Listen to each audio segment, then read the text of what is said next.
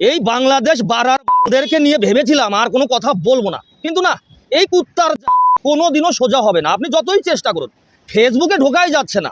যত সব দুর্গন্ধ লুঙ্গির তল থেকে ভেসে আসছে। রিপাবলিক বাংলার ময়ূখ রঞ্জন ঘোষের মুখে তালা লাগানো, ভারতের সব দাদারা চুপসে গেছে। মানে এদের এই আনন্দ উল্লাস দেখে মনে হচ্ছে ওর বাবার দুইটা বিচি হারিয়ে গিয়েছিল, অনেকদিন পর তা খুঁজে পেয়েছে।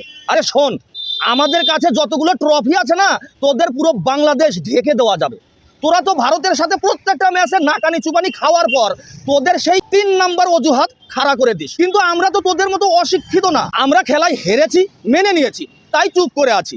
তোরা বারা কোন ভাগ্যে এই ম্যাচটা জিতে এখন মনে করছিস ভারত তোদের সম্পত্তি। এই শোন, তোদের এই কলা গাছ মামুনি আছে না, যিনি কলা গাছকে সাপোর্ট করবে তবুও ভারতের ক্রিকেটকে সাপোর্ট করবে না।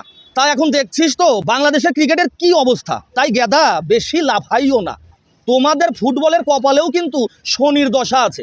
যাই হোক বন্ধুরা, আপনি কিন্তু ভিডিওটা শেয়ার করে বাংলাদেশি এই সকল কুলাঙ্গারদের কাছে এই ভিডিওটা পৌঁছে দেবেন। আর আপনার কি মতামত তা অবশ্যই কমেন্টে লিখে জানাতে আপনি ভুলবেন না। নমস্কার।